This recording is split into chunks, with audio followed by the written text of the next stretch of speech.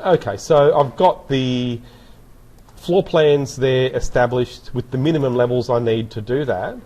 But now that I've drawn the walls that are projecting up from the basement, I didn't really think much about the height of those. So if you have even drawn those without setting a height, it's not important, because I'm going to go ahead and establish my elevational constraints or my main height values a little bit more precisely now. Starting in an elevation view, so I'm going to the south elevation, which is often a good one to use to see all of the levels, particularly with a building that's oriented this way. And I made a roof level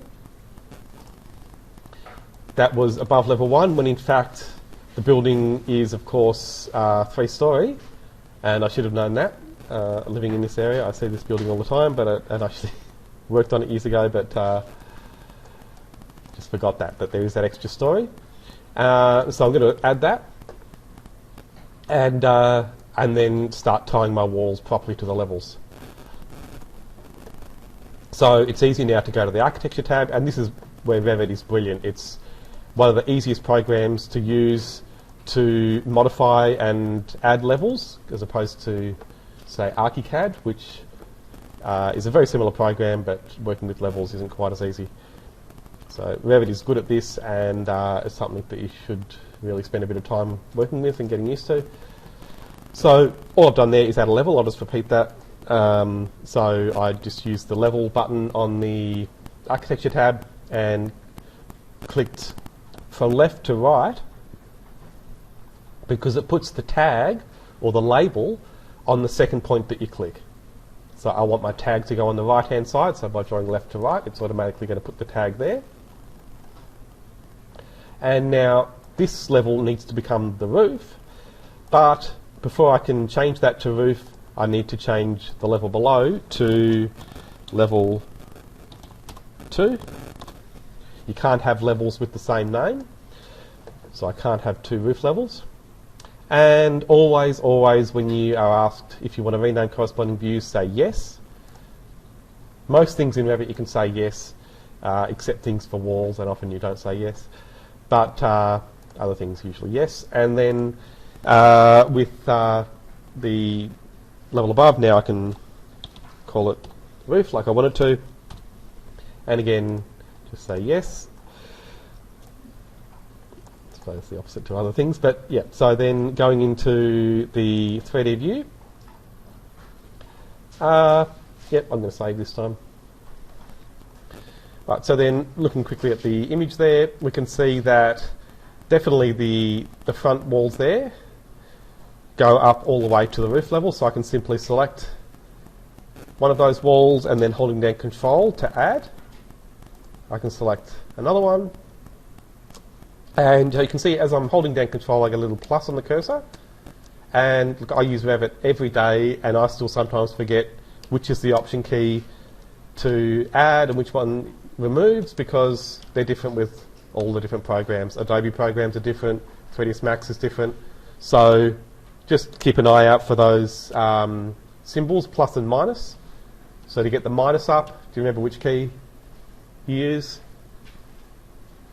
Yeah, exactly, Shift, that's right. So Shift deselects. It's always going to be either Alt, Shift or Control in any program on Windows. So Alt doesn't do anything in Revit, but Control and Shift are the option keys there. It also tells you whenever you're selecting, you'll get that little message on the status bar, which will remind you as well. So again, with Control, I can select that last wall, and then I'll select this wall over here as well, even though it might not go to that height all the way along. I'll just set it for now. So then I can choose roof for the top constraint, and you can see then that they've quite clearly gone up to that new level. And then I've got the wall here, which for part of its length is at a lower height. So that would be probably a balcony. I don't know, I haven't been up to that level. Has anyone been there? No, it's private. Oh, but it's accessible? Oh, yeah, so there is a floor there. Yeah. Yeah. Okay, yeah. Yeah, so that's probably a metre at least above the floor level. So that's quite simple to add in. I just need to know where that change in height level occurs, or that change in level. So it's difficult to work out exactly on this floor plan, but I can use the windows as a guide. So I've got there 1, 2, 3, 4. Oh, I don't have. Oh, I didn't bring the roof plan in. We've got a roof plan in the drawings. I didn't even look at that. Oh, I should have looked at that. Yeah, I didn't even. Okay, so I'll bring in another drawing. Maybe it's good to go over that. Yeah. Yep. Sure. Okay, so I'll bring that in too. Yep. Good idea. So which one was it? I didn't even see it. So we've got first, ground, basement. Oh, terrace. Oh, that's the elevation. Second. Oh, we've got second floor. Okay, so I can't see roof, but we've got second floor. Okay, so, well, I'll open that with AutoCAD, and while that's opening, show you the other way. You could, if you don't have a reference, you can work it out differently, but, yeah, so the windows there will give you a pretty good guide. So looking at the window, well, actually, they would if they were drawn properly, but they're not. So that's a double window there, but in the plan here, it's not showing that way. So, but the column there at least is probably right. So that's where the break would be. So I'll just change it now, and then I'll bring the drawing in to check. So using split. Now, a good little trick with Revit, if you select something, it'll bring up the Modify tab. And then you can get easily all of these Modify tools. Now, you can just click on the Modify tab and choose the tools from there. Doesn't make any difference, except it might just be a little bit quicker sometimes to go to it that way. That's a common thing you'll see people who have used Revit for a while doing a lot. So there, I just want to choose split element. Makes no difference whether or not the wall is selected in advance. And now I'm just going to click over that wall in line with the edge of the column. It's very hard to make split go to an exact point, but I'm going to probably relocate this point later anyway. So I'm just going to get it close to where that column comes across. And what that means then is that in probably the 3D view I'll make the change. I can select now just this part of the wall and set a different height to it. So this is the wall that's full height up to here, and now this part of it can have a separate or different height. And so to make that, well, I'm just going to assume for now that it's a metre above the floor. So I can set the top constraint to level 2 and then make the top offset 1,000. This wall would be the same, so that one it's already on level 2, and then 1,000. And then this is where it gets a little bit tricky because, well, actually, let's see, can we walk down here now? I think you can. Oh no.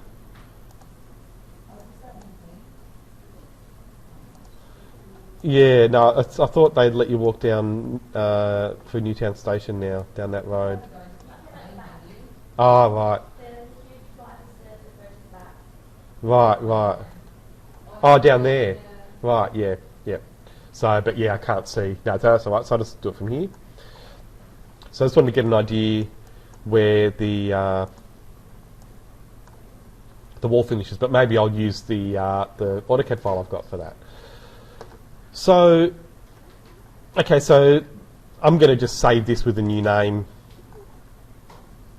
so that it's a little bit clearer to me. And so I'm going to save it as th exist, even though I'm not going to really change anything. Oops. Just so that it goes to the top with those other ones that I've saved. So last week I showed you that you can set up the origin in those AutoCAD files to help you line things up.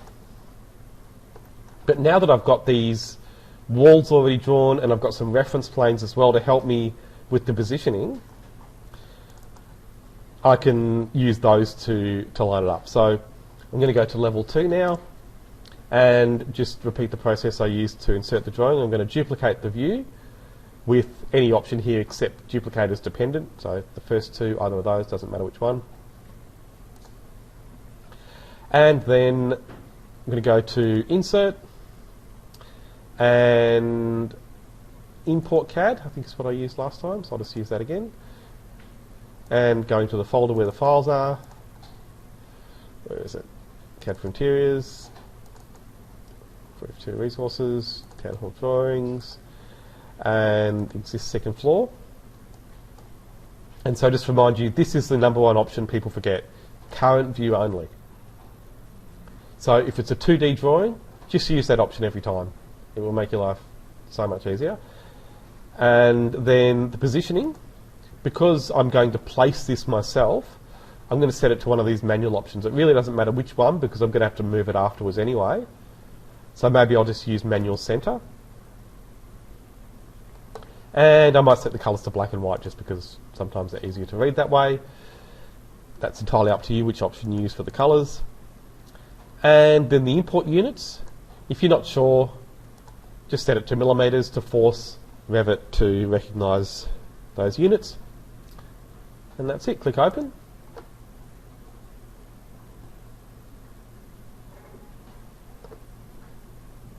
And now I can place that very roughly. And notice I'm just placing it to one side. I'm trying to not get it too close to where I want it to go because I want to be able to see the corner of my wall to make it easier to move afterwards.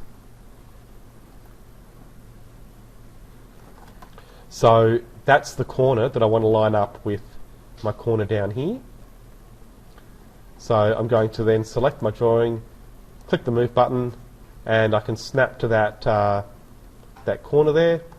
It's been drawn a little bit messily, but I'll just pick that point as best I can, and then go down to the corner here and snap exactly onto that endpoint, and then just have a look and see that lines up pretty well. Yep. Okay, so now I can see that it's in position, and I'm going to use the pin option now while it's selected to lock that into position so I can't then accidentally move that. See, I'm dragging, it won't move.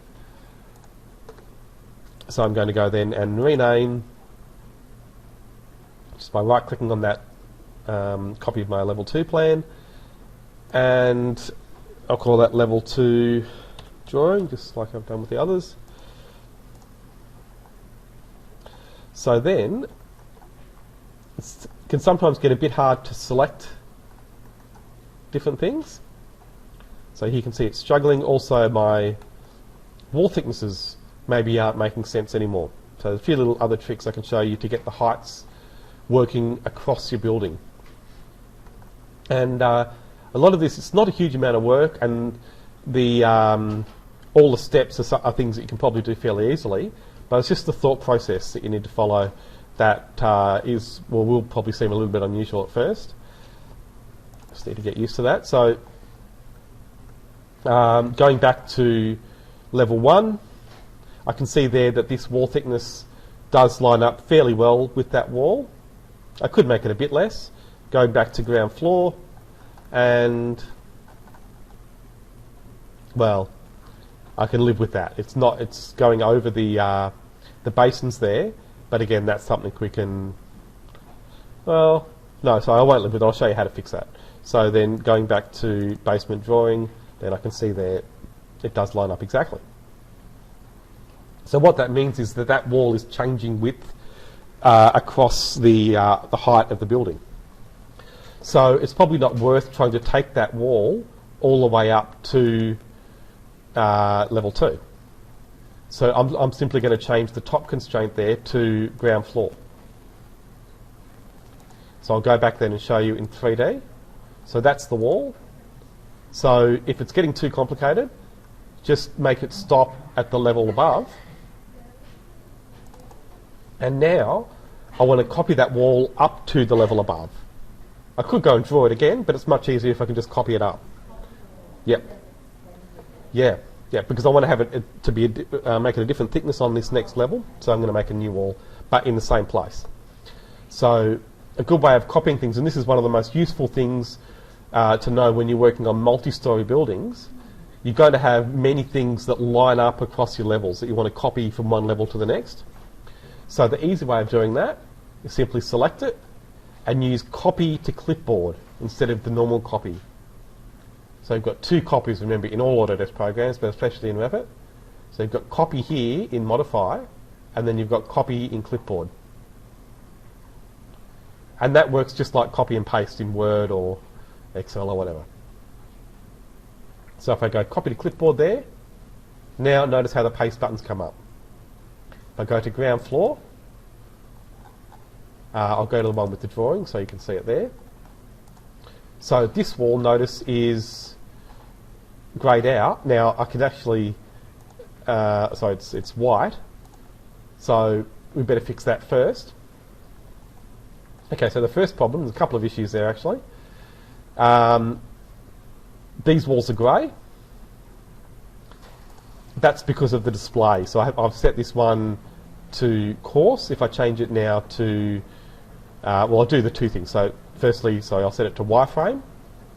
That'll make this wall see-through. But these ones are being cut, and that's controlled by the detail level. Here, just go with this if you don't understand why. It's just one of these weird Revit things.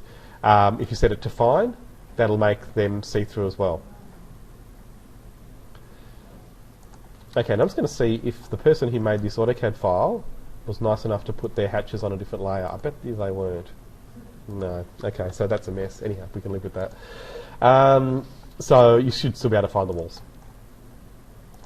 Maybe, in fact, it won't hurt to sometimes go back to coarse if you want to see the hatch for the walls. That's a good thing to be able to switch between. So anyhow, this is the wall that I mainly wanted to focus on initially. So before I paste in my new wall, I've got to fix this one. And you can see there it's got the top constraint on ground floor, but then the top offset's on 1000. So I'm going to make that 0. And now it's disappeared. Okay, so the reason it does that is because, I just undo to show you, when it was 1000, it was a metre above the ground floor, which is there. By lowering the height, now the top of the wall there is at the height of that ground floor level. Now, that's good and bad. It's good that it's down at the height that I want, but I can't see it anymore. So there's a really useful option, which sometimes you'll want to turn off, but now I'm going to turn it on. It's in the view properties. You've got their underlay. So it's set to none, but if I set that to basement, now I can see the level below greyed out, which can be helpful when you're trying to line things up across levels. So now I've done all of that, finally I can paste by going to the Modify tab, and Revit, like I said, gives you lots of good options with paste. When you click on that arrow, you've got all these different options. And I'm going to use Align to Current View. So I've got a copy of the wall, and now I can change that to a skinnier wall. Notice also that it's got a top offset, so it's going automatically from ground floor to level 1. So that's probably what you'd expect. It's going from the level I've pasted it into up to the level above. It automatically does that for you, but it tries to keep the height the same as it was on the level it's come from. So you often have to just take that top offset back to 0. So now I can set that wall thickness. I'm just going to assume it's 100 mil because it's an interior wall. So looking at my wall types there, you'll find with this building you probably do want to make a lot of different wall sizes. I could use the generic one, but I'm going to make one just to repeat the process for you and get you used to that. It will be something that you can use later. So just going to edit type there, duplicate, and I'm going to call it existing 100 mil. Whoops. Click OK. And then I'm going to edit and change the thickness to 100. Any idea why I'm making a new wall that's 100 mil when I've already got one that's 100 mil? So there's a generic one which is actually identical to the one I've just made. And the reason I've done it is so that I can change it later. So later on, I'll probably want all the existing walls to show black instead of grey. And so instead of selecting all of the walls later, all I need to do is go and change existing wall 100 mil to have a black fill, and then all the walls in my project, there are probably going to be dozens of them, they'll all change. So that's one of the key things you're trying to set up at Revit, just planning ahead for the management you're going to do later. So there we are, I've got a 100 mil wall, and I can use a line now. A line works brilliantly in Revit. When I pick a line, I can pick the edge of the wall from my AutoCAD drawing, and then the edge of my wall made with Revit.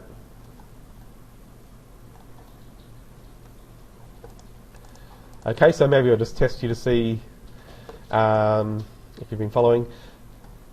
With the wall there, you can see that it changes thickness. So what would you do to make the wall adjustable and have the thickness that it is here, but then be able to set a different thickness to this part of the wall? Exactly, split it. And I've done that already, but yeah, that's good. So yeah, split element, and you'll need to do that with quite a few of the walls here. And then all you should need to do is change this to a different wall type. If I measure there, yep, 350, I've already got one that's 350, so I can select this wall, and I've already made an existing 350 mil wall type. It's that easy. So the wall here that goes up, again, this is something you'll need to change later, but I'm just going to do it fairly simply for now. So looking at the basement, yeah, I'll start there and do a wall that traces along this wall. And so just to give you another little tip there, I'll change this to coarse so that you can see the walls that I already have. So this one is actually another one that's changing thickness.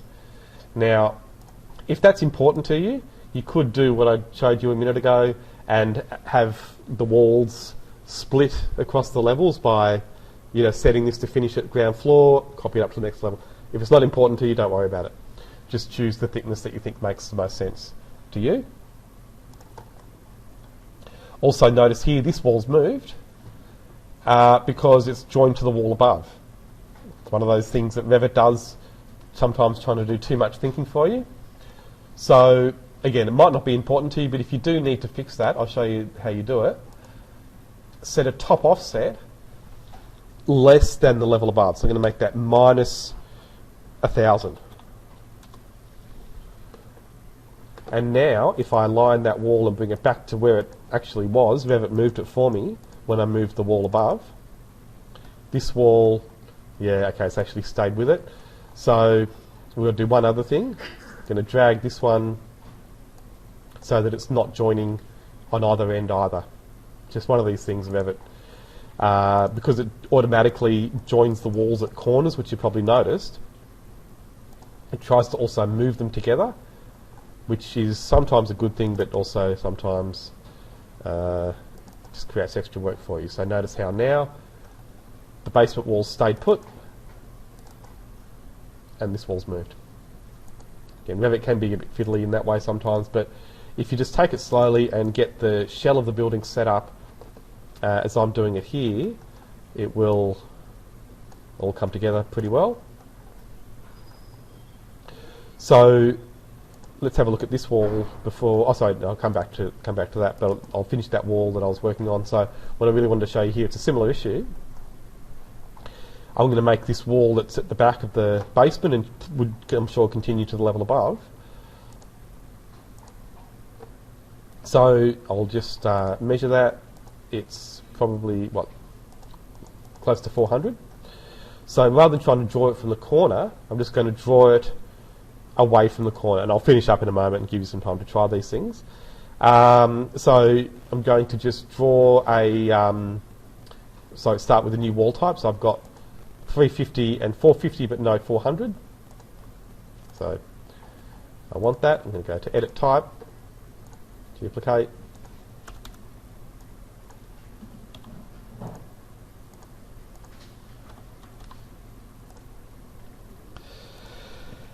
And I might just set the top constraint to, I'll leave it on level 2 for now, but that might need to change. And like I said, I'm going to draw it away from that edge, just starting maybe somewhere near one of those windows, going to the right, and yeah, I'll take it over to the corner there, that's okay. Here, the wall changes thickness, so if that happens, you need to cancel, usually just by right-clicking and choosing cancel. And then you can change the thickness. You can also measure on the fly using the tape measure. So they're 300.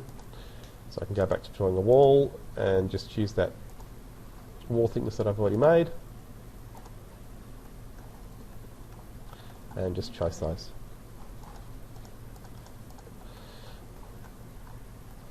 And so now I can join these together using trim to corner. And remember I was saying with split it's very hard to get accurate points, but if I join these together now with trim, it'll automatically move the end of the wall to the right place. So what you'll find when you're doing the stairs there, if you're going to keep them as they are, that there are a few other tricky things happening with the walls there, but that'd be a good starting point. Having something like that. So again, looking at these walls here, this one, remember I brought down 1,000, so I'll take the top offset there back to 0 so that it sits exactly in line with the ground floor. This wall is just a one-off on the ground floor, and then we've got another wall on level 1, which kind of lines up with that, but it's a bit off. So instead of copying and pasting walls, sometimes it's easier just to draw in a new wall, which I'll do here. So really what I'm trying to achieve is the outside shell of the building. So that one, yeah, let's say it's 400.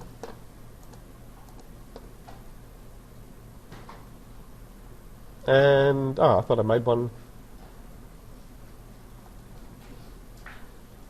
Oh, the name is no good, so I'll just fix that.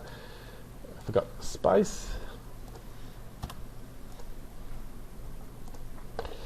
Okay, so again here, I'm going to draw tracing over the AutoCAD lines, but notice how the wall's going the wrong way. And I've done that deliberately just to show you.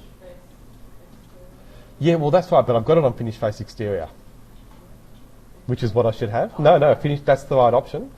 So the way, I mean, it's at first you will probably be thinking about that location line as justification, whether you want it to go left or right. But what it's actually setting is whether you're drawing the outside or the inside. Because for construction, Revit needs to know that. And so let the wall go to the wrong side. If it does that, you can see here it's going to the wrong side, but then space, as you're drawing it, will flip it. So that's one option. You can just draw it any direction you want and then use space. Yep, exactly. Yep. Now, if you draw clockwise, it will go to the right side anyway. But there will be instances where you want to draw it anti-clockwise, like I'm doing there. But then space is going to fix it for you. So that's good if you're thinking that way. And then, again, try and switch to the 3D view as you go, and you can see now this wall finishes at level 2, and you might be tempted to extend it up for the next level, but let's have a look at the floor plan. Oh yeah, no, so that's what I will do actually. So, okay, so this one, yeah, that can just be given a top offset 1,000. We'll just keep it that 400 mil. That's okay. And then this wall, it's already been split, so that can just be made 1,000 as well. And then these walls are going to be this part here. So most of that, in fact I think just all of that there for now, keep it simple, can be taken up to roof. And there we are, we've got pretty well all of those exterior walls done, except for the one that goes along the back here, which will then let me put the roof on.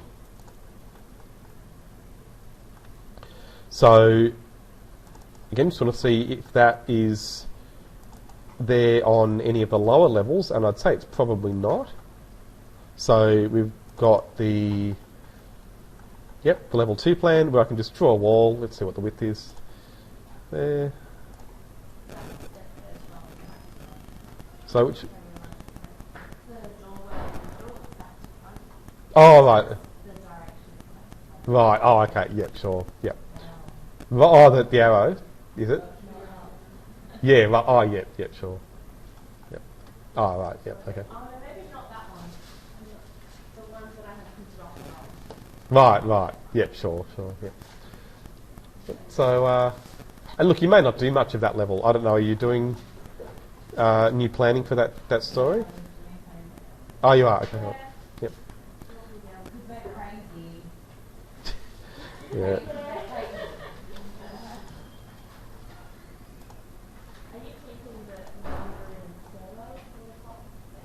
I'm getting the back stairwell all the way from the courtyard to that. The territory all the way up. But I'm changing my indoor and outdoor area there. So my outdoor area will be the indoor area.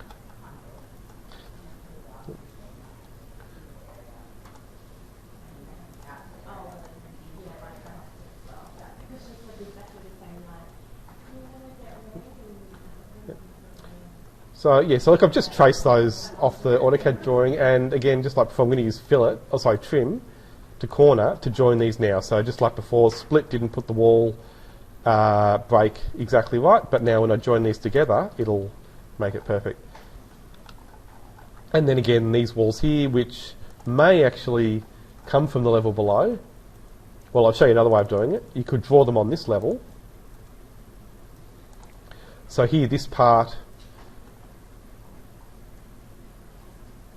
yeah, we've got maybe that wall thickness needs to change later, but for now we'll just keep it as it is. And so you could draw this on level 2,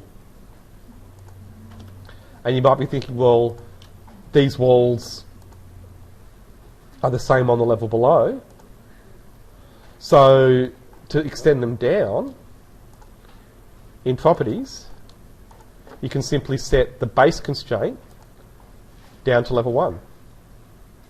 So they're starting at level 2 at the moment. If I show you level 1, they're not visible. But if I change the base constraint to level 1, brings the walls down onto this level. So you can extend walls upwards or downwards. So should we draw all of that? Well, I'm going to give you this file anyway. But you just want to know the process, and you'll need to continue using the same methods to develop it up.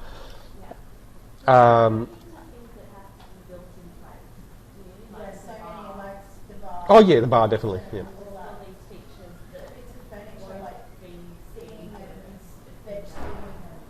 Yep. Yep. Definitely. Yep. Yep.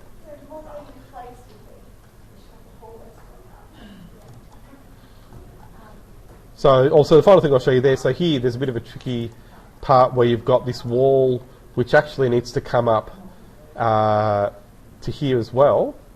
So the easiest way again would just be to split that.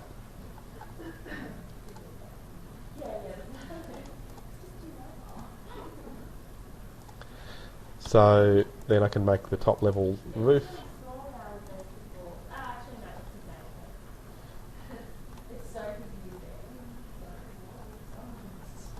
So that's the majority of the exterior walls, but we of course have that little extension which was added in the late 80s, I think it was, on the ground floor where the pokies are. So that should really be done at the same time. And you can just draw another wall there. What's the thickness again? Well, I'll just select this one to see, actually, 350. So, fairly easy just to trace that. And that is important to have that one because that's where the main entry is, obviously, at the end of that wall. And then you would need a wall across here at some point to insert the door. It could just be a fairly, it doesn't have to be a very deep wall. I might just use 250 or something, and it could even be narrower than that. But you just need something in there. So going back to the 3D view, and at this point you might think about putting floors in. You could also put a roof on that, that front section. The roof will be a little bit tricky, so maybe actually I'll leave that for now and show you how to do that later. You're not going to put a roof on? It'll be good to have for your sections. Yeah. Oh, right. Oh, but you'd have to keep that, surely, that the tiles. Oh, yeah, that's okay, yeah. Yeah, yeah, you can do whatever you want behind. Yeah. Yep. Yeah, sure. Well, that would be fairly easy, actually, because to make the roof with Revit, the easiest way is to do that part that's visible there as one roof, and then do the part behind it as a different roof. So that'll work. But if you use this method I've shown you, it will make your life easier. So maybe what I'll show you, instead of looking at the roof, is look at how the building's then anchored into the ground. Yeah, that was confusing. Yep. Yeah, yeah, yeah. So I'll show you that. It's not as hard as you might think. Yeah, no. If you want to use RLs, but we'll just make them up. Yeah, yeah. I'll show you. We'll just make it up. We know that, yeah. So the back, yeah.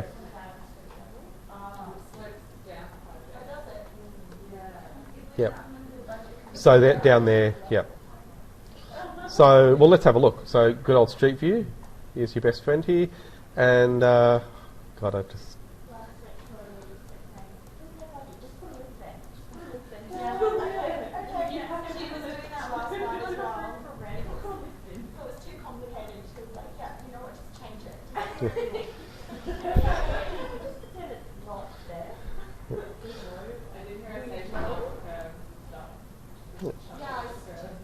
So, yeah, so the reason it's a little bit tricky, I suppose, is because you have this big retaining wall.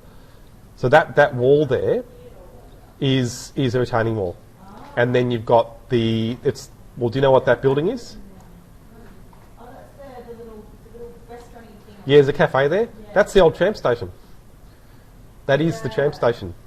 I worked on that building for years. And so it's an interesting building. It's all heritage protected. It's owned by State Rail,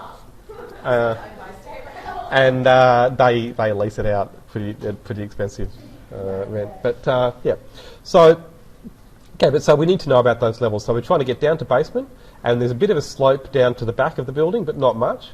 We'll put that in though. So you need to understand how those levels work before you can go too far with the ground, and then it's fairly easy once you know how it works. So we've got this reference plane here, which obviously locates this wall, but I'm going to also use that to locate the retaining wall. And you do need to put the retaining wall in to make it easier for yourselves. Fairly simple, just use any wall pretty much, as long as it's got a bit of thickness. I might use the 400mm.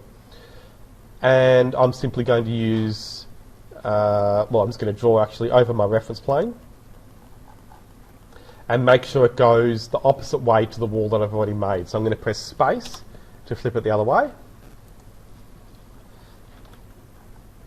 And now, to make my life easier, I'm going to draw in a new reference plane, just kind of guessing how far I want my ground surface to go. So maybe I want it to be up here at most. And so then I'm going to go on the Modify tab and use Extend Single Element, this one here next to the Trim Extend to Corner. Choose the reference plane and then just extend that wall so that it projects at the same angle all that way. So in the 3D view, we've got a wall now that sits alongside the pub, and you'll see in a moment why that's so useful when I put the ground surface in. Now, if we're like, oh, hang on, which side are we on? There's more. Oh, it doesn't matter. We're going to change them. That wall out. Yeah. Which wall? Oh, the one along the side? Yeah. Yeah. Because it wasn't part of the original. Yep. So apparently we can. Yeah, you can. Yeah. Does that mean that the internal wall that they changed, do Yeah. we need to make that the same as how it was?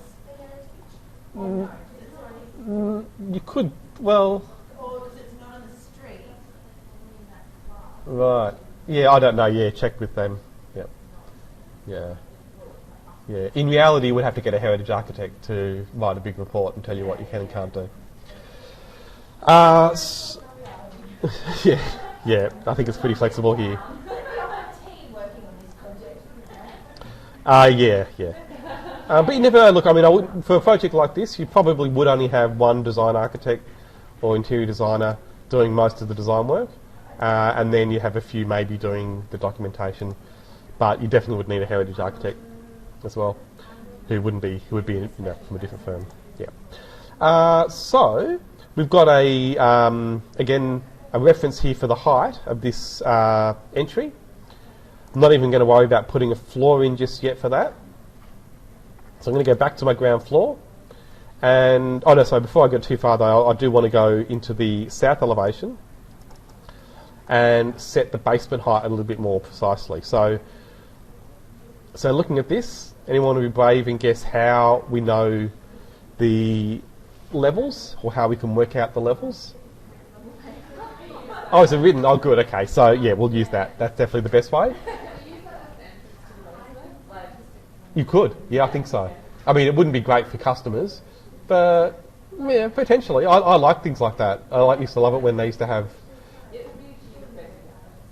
Yeah, oh look, they used to have lots of things like that. Nowadays, yeah, not so much for safety reasons, but yeah, look, it could be a good thing. You'd have to clean up that area, but yeah, it could be a good thing. Yeah, especially now they've got the entrance to the station down here, that could be great actually. Yeah. So look, what I was going to say though, if you don't have levels on the drawing, you can always count bricks. Bricks are always a standard height, so that's an easy way of working out heights. But so you know the height of a brick, I'm sure. Just say 85 mil, including the mortar.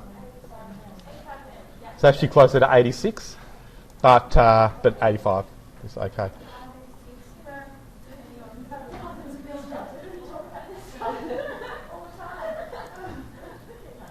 You've got to know the height, the size of a brick. That's something you will just know after a little while.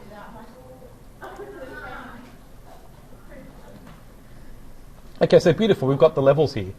That's even better. So when it says RL, whatever, do you know what that means? Pretty much reduced level. Yeah. Yeah. And these are true reduced levels. Often when you see RL, they're actually not reduced levels, they're just straight height datums in AHD, which is Australian height datum. But these are reduced, and you can tell because it's got the plus. So that's the way they should be used. And so let's go back to, that's the second floor, I want the basement. So that's from...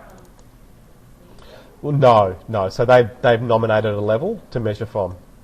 And now unfortunately the basement doesn't have any RLs that I can see. Oh yeah. So if you know do you know the RL for the basement? Well, we've got a section as well. So this is where, and this will show you the good way to use.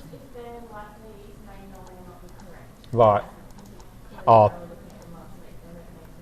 Yeah, but look, they're close enough, I think. Oh yeah, great. Okay. Yeah. Yep.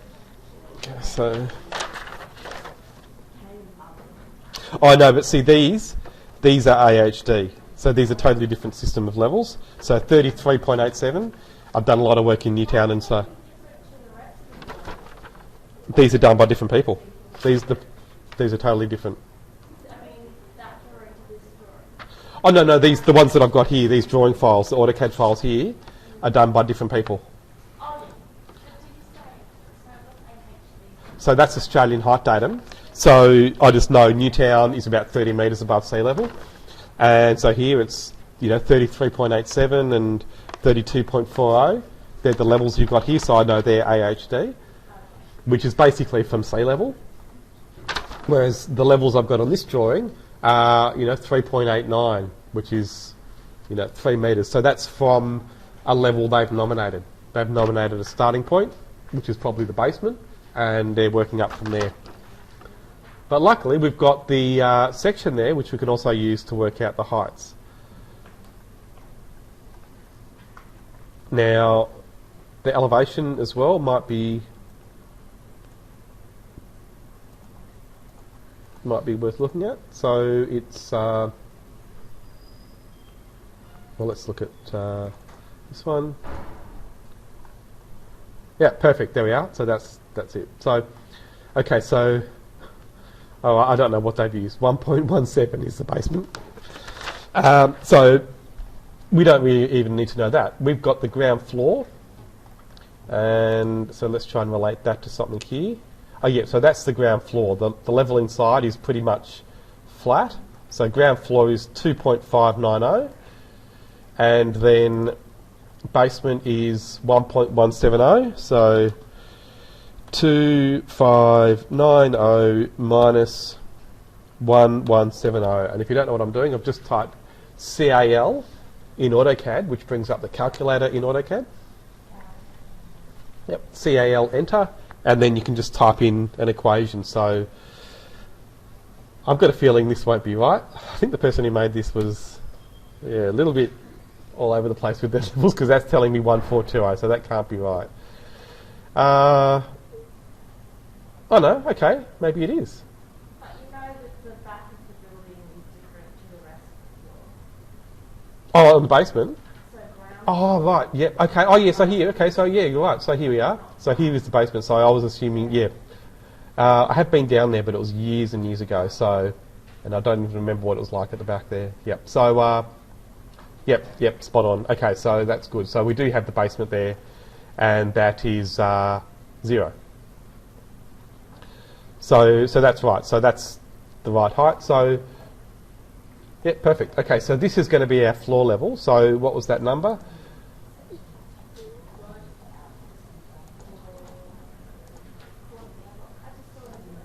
Here we go, 1420. So that's the number I'll need to remember when I'm working in Revit. I don't really need to know anything else yet. Okay, so this is probably going to be the new thing for you, because we haven't really done topo surfaces yet. I think I did touch on it actually, but I didn't. I just showed you very simply, I think. So, do you remember how to make the ground surface? And this is, I promise, the last thing I'll show you before giving you some time to work on this. Oh, you can make floors, but for ground surfaces, you have a special tool. If you go to massing and site, you have all the site tools. And then, yeah, Toposurface is the one to use. Okay, so I've clicked on Toposurface, and it goes straight to place point. And you can then type in levels for the points that you're going to click.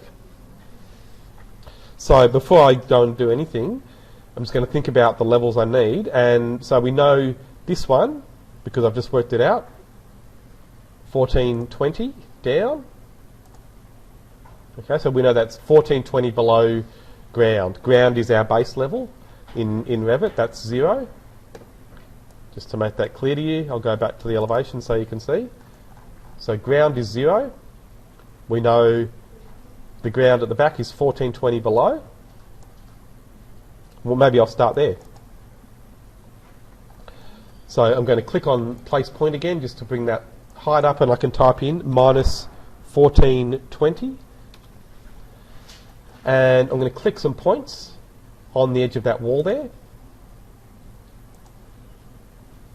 But notice how I can't see anything. So I'm going to instead go to the site view, or the site floor plan, where I can see the points. It's just a visibility thing. They're turned off by default in the other floor plans. And you can turn them on again later, but for now I'll just leave it turned off. It's okay to draw in this site view, as long as I know where I'm clicking. So I need to do some points then for the front of the building. And anyone want to be brave and guess, if I go to place point, what the height is going to be along that edge?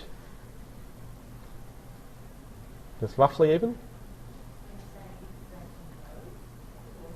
Yeah, it's 0. Yeah, that's right. Because we know in Revit, 0 is our ground floor. That's what I've made the ground floor. So it will be basically 0, but a good trick, or a good thing to remember whenever you're working with ground surfaces, let's go back to the front of the building now.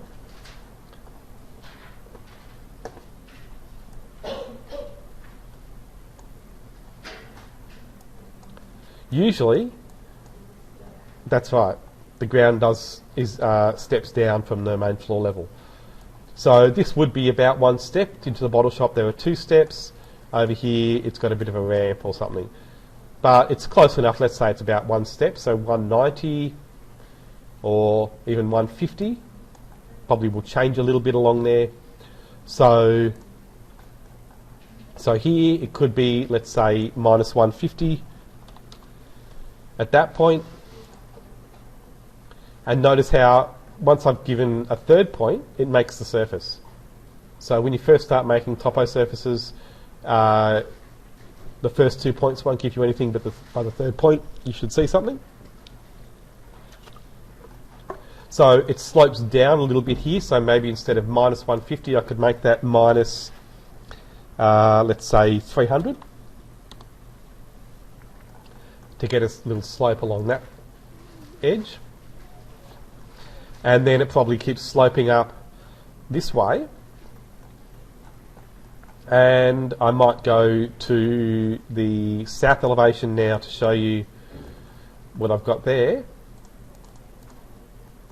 And so you can see the slope pretty clear. And a really good trick when you can see a slope in elevation, instead of trying to place a point in plan, you can copy points.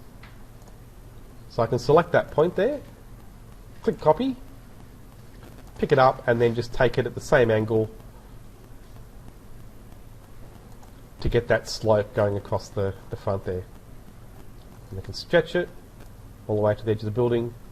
And that's a pretty good way of getting a bit of control over the slope that the ground surface is going to give you. Back into the site plan, and I can see now, right, so there's the point that I've just made. And I could even extend that a bit further to the wall there, or take it back as well to line up with the edge of the building. So notice how all of the points I've made so far are on the corners or on the edge of the building, because those are the heights I care about. So I want to set them fairly precisely. But remember, we're actually going to take this away. So I've made this ground surface, which is now going through my building. And you might think, well, what's the point of that? I've just filled the building up with dirt, basically. And that will cover in the building. We're going to take it away afterwards. What I'm really trying to establish is where the ground goes up against the edge of the building. And so having done that, then another good trick is copy the points in plan to extend them out. So here I'm going to select these 2 points with a window, click copy, and just take it over to the left. I'm going to select these points here on the right, click copy, and take them to the right. So straight away I've made that ground surface much bigger. And so then I'm going to select these points. Also, no, actually, before I go too far, I'm going to show you what it looks like in elevation now. So I'll go to my south elevation again. So you have to think in 3D a little bit as you're doing this. This is the point on the left, so that's basically near the train station. Because I've just copied it across and it's the same height, it's not sloping, it's just flat, so I can use the up arrow on the keyboard just to increase the height of that to get the slope to stay the same. And then going the other way, I can select that point there and then use the down arrow if I want a bit of a slope going that way. And then if I go to the north elevation, I could do the same thing with those lower points. It's probably not so important there, and they may even be close to being flat. A lot of that's going to be covered with buildings anyway. So going into 3D, you can see now I've extended the ground around the building. And so now I'm going to, again, just with Control, select the 3 points there that run along the front face of the building, pretty much, on the outside, and then back in the site plan, copy them, right out. And the key to this is not to try and think of it the way you do other things in Revit, where you would make the footpath as one thing and then the road would be another thing, and then you might make the island as another thing, and so on. When you're making a topo surface, just try and treat it as all of your ground shrink wrapped by one material. So it doesn't matter if you extend it beyond all these different things, you can break them up later. So I've just extended that right out, and then I'll do the same at the back. Okay, so I'm not going to worry about that point there on the corner. I'm just going to select the 3 points on the edge, copy, and then extend that out. And so it's going to be a bit difficult to adjust this now because my elevation, you can see there, is actually sitting inside that surface. So I'm going to finish the surface, and then I'm just going to select that elevation and move it over to the right so that I can then open it up and see the surface from the outside and just get a bit more control over the slope there. So if I select the surface, edit surface, and I can select these points here, just using a window, and using that down arrow on the keyboard, just nudge them down just to get that slope to be a bit more consistent. That'll do. Doesn't need to be, it's the ground after all, it doesn't need to be perfect, as long as it gives you the general slope you're after. So again, tick to finish, and now I'll fix that by going back to the site plan and move that elevation symbol back to where it was, so that if I open that up now, you'll see if I zoom in, notice how it's got a cut line for the ground. Before it was showing with a thin line because it was viewing from the side, but now it's cutting through the ground again, so we get a nice ground line there, which is what you should have. And that's really the main purpose of having this topo surface. So in the sections, again, we're going to see that ground line. But we don't want it inside the building, like I was saying. We want it either side of the building. It's really important. But inside the building, definitely on the basement level, we obviously need excavation. So back to the basement. Oh, so let's go to the basement floor plan. That'll do. So for that you have pads. So that's the final thing I'll show you. So you've got topo surfaces to create your ground, and then to excavate the ground, you can make a building pad. And they're a bit like floors. So you can use pick walls just like you can with a floor. So I'm going to pick the outer edge of all of those walls. Like you were saying, this part has a different height, so I'll leave that out of it for now.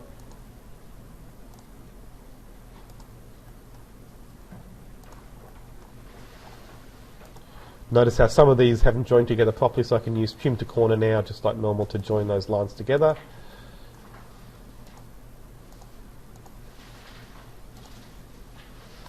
And there we are. So notice how it's on the basement level already because I started drawing it on that floor plan. Tick to finish. And I missed one, so I didn't trim here. I'll just do that. Tick to finish. And now I'll show you in the section. Notice how it's excavating away the earth where the building pad is. So if you want the ground hatch to go down further, it's one of these settings that you just need to know about on the Massing and Site tab. It's here in Model Site. You've got a little arrow at the end there. And you can extend what's called the poché base. So poché is just a fancy word for hatching. And so here the poché is that hatch pattern you can see there. I'm going to make that minus 6,000. And you'll see then it'll extend it down. So it's that easy. as you're saying, the wall there was added afterwards, so the ground would actually go up here, and you maybe would need to work out something that happens with that retaining wall as well. But worry about that later. So that'd be fine as a starting point, and you can definitely adjust that to fix the drawing as you go. So maybe just to finish up there, I'll make a section going through the other way.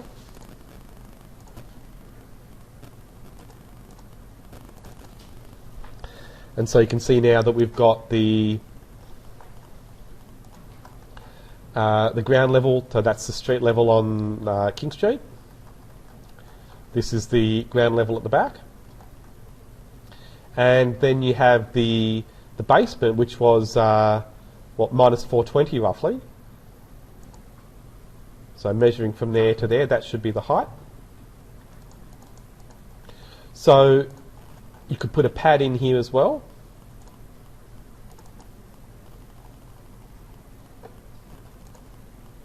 So again, building pad on mousing in sight, and make sure it doesn't overlap with the other one. It won't work if they overlap.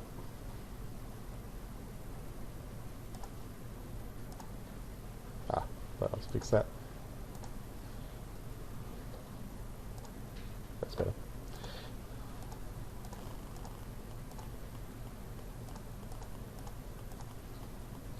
Okay, so to make that come up, I can change the height there to ground floor, and then the height offset minus 1420. So back into the section view, and there we are. So that should line up pretty well with the ground floor, with the floor level there. If you want to make adjustments to the topo surface, it's fairly easy. You can just select it and then go back to maybe the site plan so that you can see it. And when you click Edit Surface, you will see the points again. And so we know, having seen in the drawings there, that, well, it actually probably is like that. You've got the floor, so I thought there might be a step. So I promise this is the very last thing. Just want to quickly show you this. So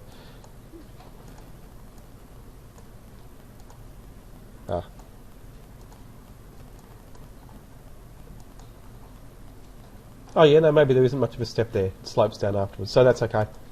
Having it like that, but you might want to adjust some of the points, so you can easily select a point afterwards and then just type in a new height if you want to raise it or lower it. And you can of course add points as you go, so I can always go back to place point, type in a height there, and I'll just do a very quick one as an example. Let's make it something random like 5,000. And so if I click a point in there, notice how it's put in all these contour lines to show that that's going up dramatically. Exactly. Yeah. Which probably wouldn't make a lot of sense there, but just so you can see how it works. So otherwise though, if you just take your time with the points, it works pretty well. It gives you these contour lines automatically, which can be handy, but especially in your sections and other views where you need a ground hatch, you're going to get that automatically, which is pretty useful. And then in the 3D views, if you want to see the ground being cut, you can simply turn on the section box. So I might duplicate this view before I do that. And turning on section box there, if I bring that back,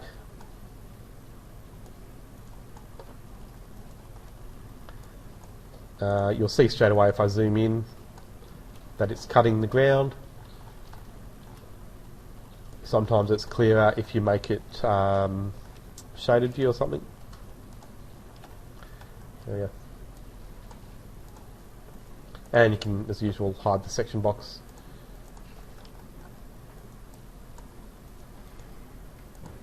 Just like anything else, hide in view elements. So it's nice to have that base for the building to sit on. Often it's much simpler than that. For most interiors projects, you can just do a flat base or flat ground like we did before, but if it's sloping and you need it to line up with certain points for entry, then you just need to take your time and get the heights for that set up as well as you can. Okay, so sorry, very quickly to finish up there, the retaining wall you can see there is sticking out from the ground a little bit, and it probably doesn't need to come forward this far either. So looking back at the street view, again, little things like this really will help you to just be on top of the general shell of the building.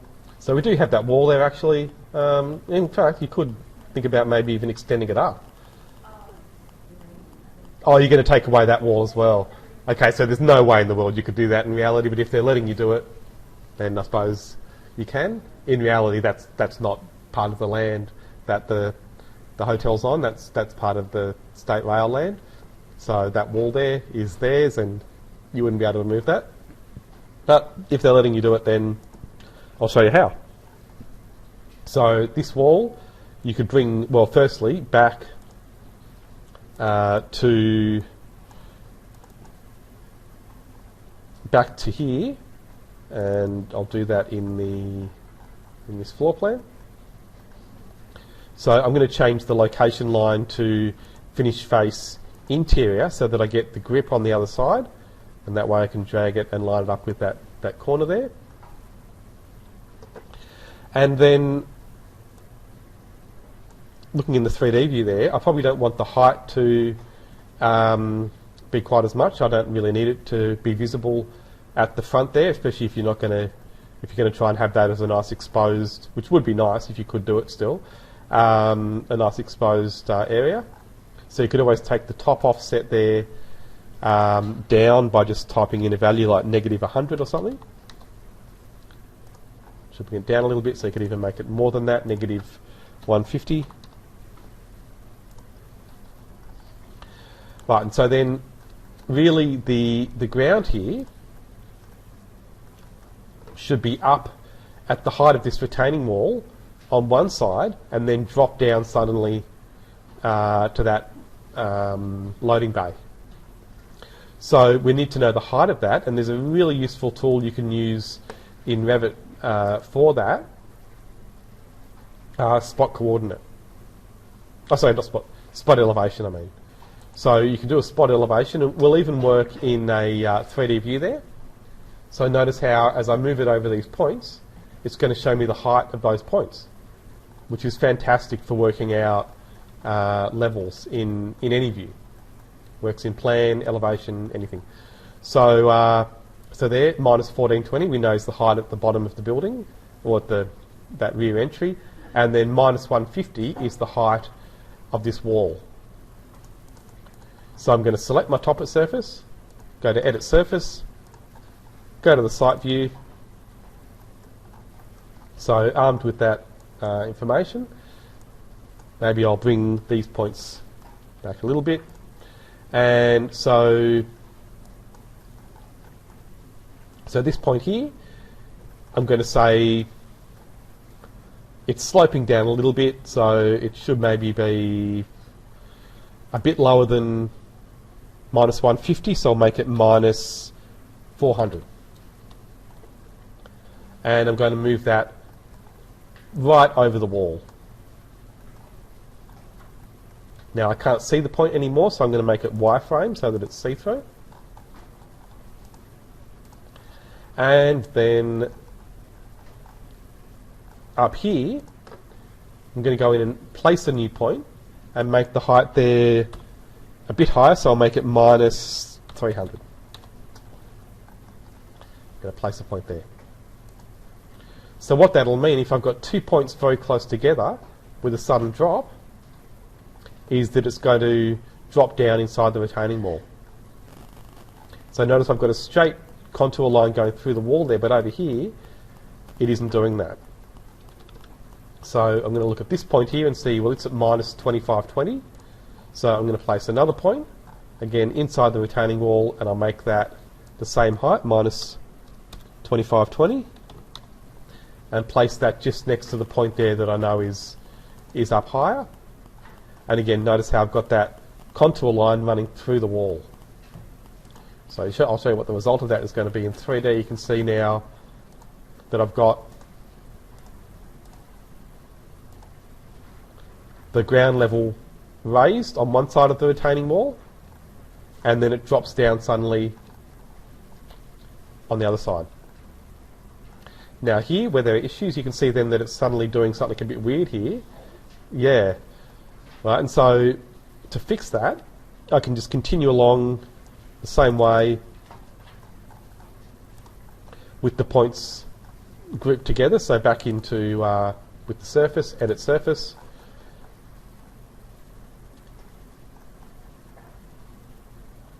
So we've got there the point here that's minus 100. This one is minus 300. So I'm going to go place point again and go in between those. So minus 200. And I'm going to add a point in just roughly halfway between those two. Then looking in 3D, you can see it's brought this part up, but it's still not doing it here. So I'm just going to keep adding more points in. So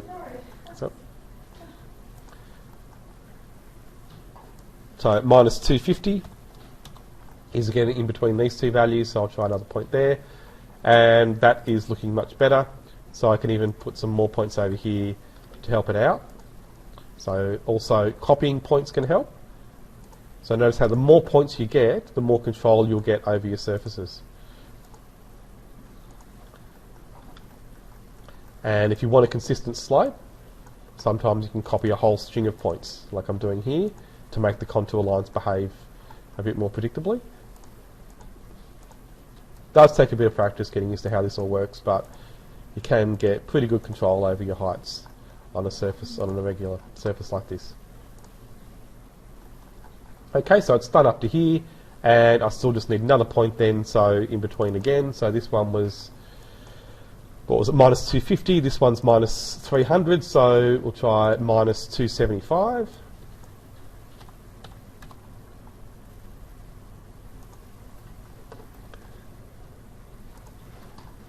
And just putting some more points over here.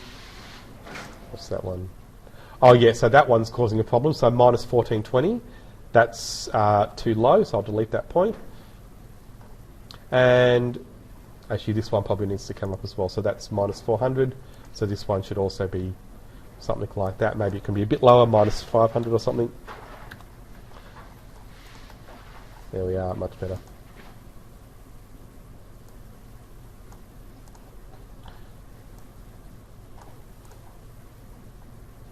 But I might delete that point.